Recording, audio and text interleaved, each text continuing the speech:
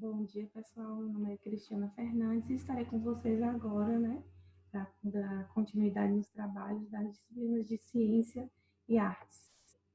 Espero que nós possamos, né, somar e construirmos um ano muito proveitoso.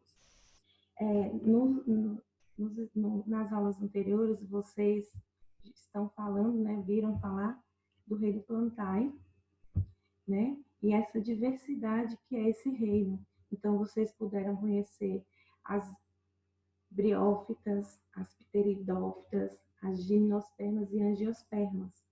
Então, a gente vai partir desse último grupo, das angiospermas, vamos conhecer, né, mais detalhadamente as estruturas dessas plantas, né?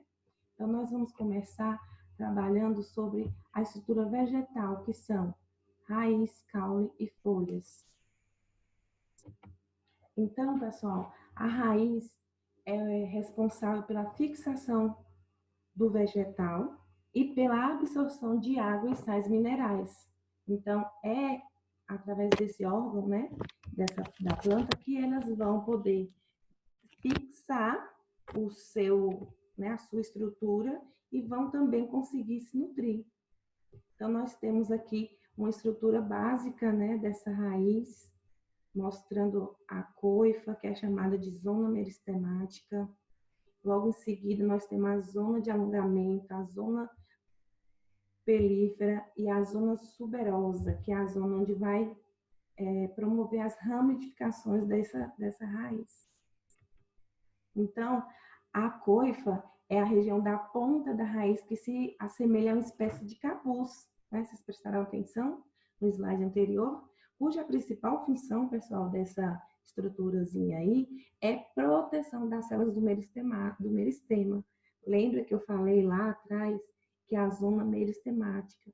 As células do meristema, elas são responsáveis por essa divisão de células e promovem, então, né, o crescimento da estrutura. Então, nós temos aí, já seguindo em cima assim, da coifa, mais uma parte dessa zona, né, que ela é chamada de zona meristemática, e que são essas células, né, que elas, em determinado momento, elas vão começar a se multiplicar, se dividir, aumentando de tamanho, permitindo, então, o crescimento da raiz.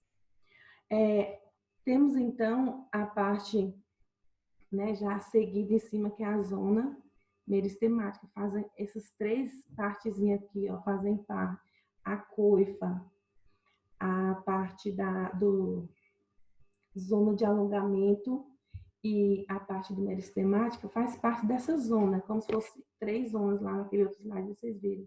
Então, ela vai ser responsável pelo crescimento do vegetal. Vai ter as células e elas vão ser responsáveis por esse crescimento. Beleza? E a coifa vai proteger essas células. Então, na próxima região, que é a zona pelífera, existem pelos absorventes que são responsáveis pela absorção de água e sais minerais para essa planta, né? E na parte já de cima, além do desenho, nós temos a zona, né, de crescimento, porque é uma zona que vai ter a presença de raízes laterais ou secundárias, aumentando então a área de absorção de nutrientes para essa raiz. Então, aqui nós podemos classificar as raízes, pessoal, de acordo com a forma estrutural, né? Então, a estrutura, como é que essa raiz é? A primeira forma seria raiz axial ou pivotante, né? Nós temos aqui, ó, temos um eixo onde sai as raízes secundárias, né? Nós temos a principal e o eixo que vai estar saindo, então, as raízes secundárias. Na fasciculada, ela vai ter apenas um local onde vai estar saindo todas as raízes, né? Então, eu não vou ter divisão de raiz secundária, de terciária, eu vou ter apenas uma por ramificações. Essa aqui, essa fasciculada, vocês podem prestar atenção nesses capins que tem, né? Às vezes eles ficam no esgoto, ele gosta de nascer, né? Que são esses matinhos que a gente chama. Ele é bem fácil de pegar. Se você puxar, e também é bem fácil de arrancar. Quando você puxa, você vai ver essas raízes, porque são raízes superficiais. são plantinhas pequenininhas, elas não precisam, né, de uma longa raiz, porque a raiz vai o quê? Da estrutura da planta. Então, elas são bem pequenininhas, a raiz vai ser bem fácil também de tirar. Vocês podem até ver um matinho aí, vocês vão ver se não é essa estrutura, tá? Então, de acordo com sua forma estrutural, temos esses dois tipos. Aí nós temos, né, igual eu já falei aqui, nas gramas, que são plantas classificadas como monocotiledônea.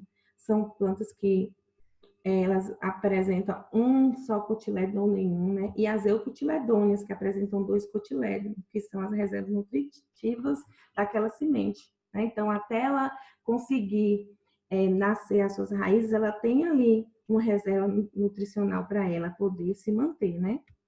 Também ela pode ser classificada através do seu habitat, né? Onde que a planta está. Elas podem ser subterrâneas, aquáticas ou aéreas. Então, nós temos aqui, ó, um esqueminha da raiz subterrânea, tá vendo? Que fica, né, submerso na terra. A aquática, que vai ficar submerso aí na água. Tá vendo a raiz aqui e as folhinhas em cima? Nós temos o esquema aqui da raiz aérea, que é as raízes, ó. Aqui nós temos um caule e a raiz aérea aqui. Geralmente, essas plantas que possuem essas raízes aéreas, elas precisam de outra planta para ser um hóspede ali, que ela se entrelaça, o caule da planta onde a raiz é aérea, ela se entrelaça em outro caule, né? Então, aqui é um esqueminha para vocês visualizarem. Ela pode ser classificada também de acordo com sua especialização. Então, nós temos raízes tabular, vendo, ó? Temos raízes respiratórias, que é as raízes aqui em cima, para elas poderem fazer o processo de respiração. As raízes escórias, que são mais vistas nos manguezais, né? E as tuberosas, que nós utilizamos como alimento, né? Que chamamos de vegetais, né? A planta, mas na verdade nós estamos ali nos alimentando das raízes. E as sugadoras, que elas estão aqui, ó, como se fosse um parasita em outra planta, né? Tentando absorver os nutrientes aqui dessa outra planta. Agora nós vamos para a outra parte, né? Do que compete às estruturas vegetais. Que nós vamos falar aqui das três estruturas. Falando já da raiz e agora vamos falar do caule. O caule, então, ele tem uma função de sustentação e conexão entre a raiz, né, a parte de baixo, com a parte de cima da planta, que é a parte aérea. E pode realizar reserva de substâncias e energia, e também pode fazer, né, e pode participar da fotossíntese da planta, porque ela vai ter algumas estruturas ali que vai participar. Aí aqui nós temos um desenho esquematizado, né, de como que é esse caule, para conhecermos as regiões do caule. Então, nós vamos ter uma região que é chamada de nó, tá? Essa região é a região de inserção das folhas, aqui as folhas, e da gema lateral, ó. Nós vamos ter os entrenós, que é entre um nó e outro, é chamado de entrenós, né? Já está falando o nome. A gema apical, aqui em cima, ó, a gema apical, que é uma região meristemática na ponta do caule, lembrando, né? Que toda vez que a gente falar de crescimento, nós vamos estar falando de meristema, de células meristemáticas. Nas gemas laterais, nós vamos ter aqui, ó, as gemas laterais, também regiões meristemáticas, né, que estão localizadas nos nós, que são responsáveis pelo brotamento de novos ramos, folhas e flores, no caso, né. Então, os caules também, eles são classificados em 3 tipos. Os aéreos, eles ainda são subclassificados, né, tipo ereto, rastejantes. Aí, nos eretos, nós temos a forma de tronco, colmo, haste e estipe. Os tipos rastejantes, sarneno, estônio e trepadores. Podem ser classificados como subterrâneos, bulbo, rizoma e tubérculos. E também aquático, quando eles são aí submersos em água. Também, gente, nessa estrutura do caule pode acontecer algumas modificações, né? Que são responsáveis pelo local que essa planta ela está. Porque o caule ele pode ter uma modificação e gerar um espinho. Esse espinho aqui pode ser para a defesa de um predador, né? Então, geralmente, quando a gente vê modificações, a gente vai sempre pensar assim, que foi uma evolução da planta, né? De acordo no momento histórico que ela surgiu, pode ter havido vários predadores, e aí a forma dela se proteger é a criação, né? A modificação desses espinhos, o animal não vai mais sentir atraído por uma planta que tem espinho, que vai machucar, né? Tem as gavinhas também, que servem para se entrelaçar em outras, né? Para dar uma questão mais de segurança e de estrutura para a planta. E tem os cladódios, que estão presentes nos cactos, que eles servem, né, para reserva de água, porque geralmente os cactos estão em regiões bastante secas, né? Agora nós vamos para a parte da folha. É a última, né, que completa aí as estruturas vegetais de uma planta. Então, nós temos as estruturas presentes nesses vegetais, são as principais responsáveis pela fotossíntese, pela respiração e pela transpiração da planta. Então, pessoal, nós temos aí uma estrutura básica de uma flor, né? Eu estou falando assim, não que todas vai vai ter essas estruturas, mas a grande maioria, sim, né? Então, nós vamos ver que a folha ela é composta por um limbo, que é essa partezinha aqui da folha propriamente dita, ó, tá? Um pecíolo, que é essa regiãozinha aqui entre a folha, né? E aí é a parte estreita, que vai ser bem aqui mesmo, entre a folha e o caule. Algumas folhas têm esse pecíolo até maiorzinho, né? E outras bem pequenininho. E aí, entre o pecíolo e o caule, nós vamos ter a bainha, a região que vai estar protegendo a estípula, que é essa estruturazinha aqui, ó, tá? Que vai ali estar localizada, né? E vai proteger o pecíolo. Então, são uma estrutura protegendo a outra aí na folha. Existe também nas folhas, pessoal, os órgãos que são bastante importantes para a respiração, né? E para a fotossíntese. Então, os vegetais, eles precisam transpirar, né? Respirar. Também eles respiram oxigênio, sim. Então, assim, através dessa estrutura aqui, nós podemos até fazer estudos de bioecológicos, né? Se aquele ambiente está muito poluído, eles podem ser bioindicadores de poluição ambiental, porque através de uma concentração, um exemplo de carbono, um ambiente que está muito cheio de carbono, os poros eles se fecham e aí retém a água, é uma forma de defesa para a planta, tá? Então, eles vão fazer esse processo de abertura e fechamento de estômatos, né? E essas aberturas e fechamento de estômago fazem parte aí do processo de transpiração nas plantas. E nós temos os tipos de folha, né? Existem várias modificações adaptativas ao longo do tempo, do meio ambiente, e nós vamos ter alguns tipos de folha que é justamente por conta dessas modificações, da evolução do tempo, e essas plantas elas foram evoluindo e modificando para poder permanecer no ambiente. Nós temos as folhas penínérvias, né?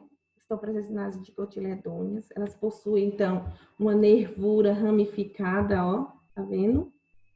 Né? Parece uma pena de ave. Temos as folhas paralelinérvias, que elas, ó, que são paralelas às nervuras delas, tá? As folhas modificadas. Lembra que a gente viu o caule modificado? Nas folhas também existem modificações. Podem ser uns espinhozinhos nas folhas, ó, né? Do mesmo jeito, né? Adaptação a climas secos, porque ela vai reter a água. E também ela pode ter esses espinhos ou ser urtigante, coçar, por conta de animais predadores.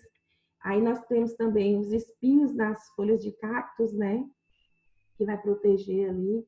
E tem os catafilhos, que está presente na cebola. Então, cada capinha dessa aqui, ó, de fora é um catafilho. E aí ela é um órgão de reserva de nutrientes. Olha que legal, né? As plantas também participam do processo de evolução, pessoal. Nós temos os tipos de folha. Lembra que eu falei a estrutura completa, a folha completa, limbo, pecíolo e bainha, folha sem bainha, folha sem pecíolo e a folha sem bainha e sem pecíolo. Então, elas são classificadas de acordo com as estruturas que a gente viu aí. Então, de acordo com a forma do limbo, você pode classificar ela. A margem do limbo, você vai poder classificar ela. E de acordo com a nervação, né? Que é aqui, ó, essas linhazinhas que saem do eixo central. Tá certo? E também em relação à quantidade de limbo, ou no caso aqui, como é quantidade, é chamado de folíolos. Então, as plantas, elas podem ser, as folhas das plantas, elas podem ser classificadas, né? Com vários folíolozinhos aí.